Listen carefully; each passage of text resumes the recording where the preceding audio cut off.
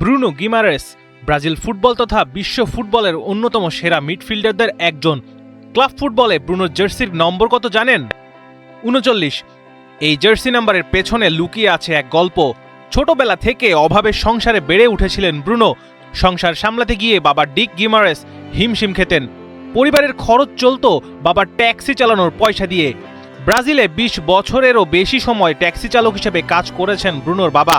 বাবার সেই ট্যাক্সির নম্বর ছিল ৩৯। পরবর্তীতে সেই ৩৯ সংখ্যাটাই হয়ে ওঠে তার জার্সির পেছনের নাম্বার।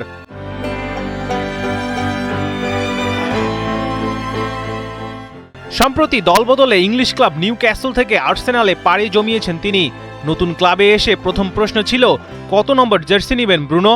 জবাবে ক্লাব জীবনের প্রথম দিককার এক ঘটনা তুলে ধরেন। ব্রাজিলের ক্লাব আতলেতিকো পারানায়েন্সে চুক্তির সুযোগ পাওয়ার পর আমি বাবাকে জিজ্ঞেস করেছিলাম কোন নম্বরটা নেওয়া উচিত। তিনি বললেন ৩৯। আমি একটু মন খারাপ করেছিলাম কারণ আমি ৯৭ নম্বর জার্সিটা নিতে চেয়েছিলাম। বাবা তখন বললেন না, ৩৯ই নাও, ৩৯ তোমাকে সব কিছু দিয়েছে। ব্রুনো নিজেই দ্য প্লেয়ার্স ট্রিবিউনে লিখেছিলেন, আমার কাছে ৩৯ শুধু বিশেষ না, তার চেয়েও বেশি কিছু। এটা জাদুকরি। ৩৯ নম্বর আমাকে জীবনের সব কিছু দিয়েছে।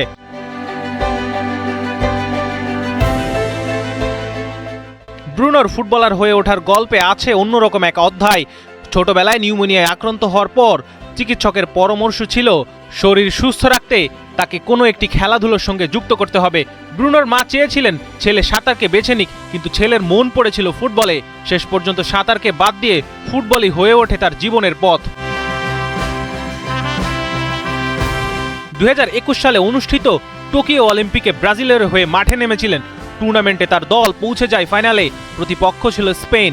ইয়োকাহামা স্টেডিয়ামের সেই ম্যাচে ব্রাজিল ২-১ গোলে স্পেনকে হারিয়ে টানা দ্বিতীয়বারের মতো অলিম্পিক ফুটবলে সোনা জেতে। ব্রুনো পুরো ৯০ মিনিট খেলেন এবং দলের মিডফিল্ডের গুরুত্বপূর্ণ সদস্য ছিলেন। ব্রাজিলের হয়ে এটি ছিল তার ক্যারিয়ারের অন্যতম বড় সাফল্য।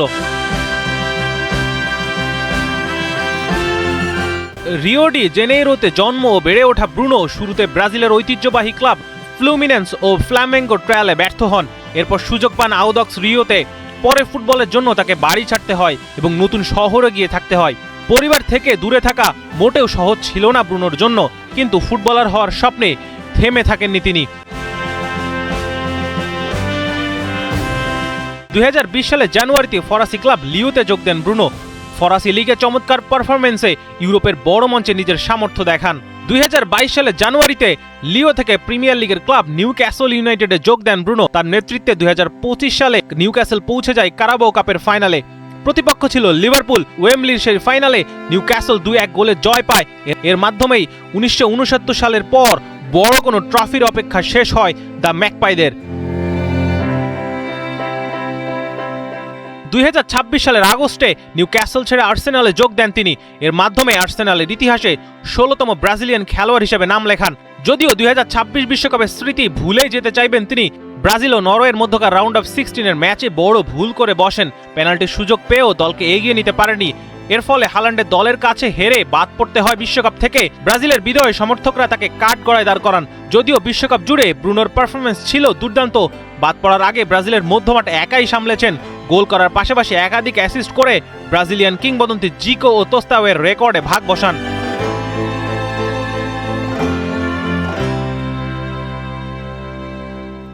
এক সময় বাবার ট্যাক্সির ৩৯ নম্বর ছিল পরিবারের বেঁচে থাকার প্রতীক।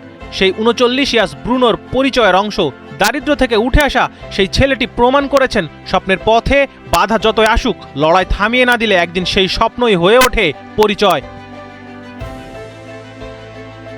আলিফ খন্দকার, ৭১।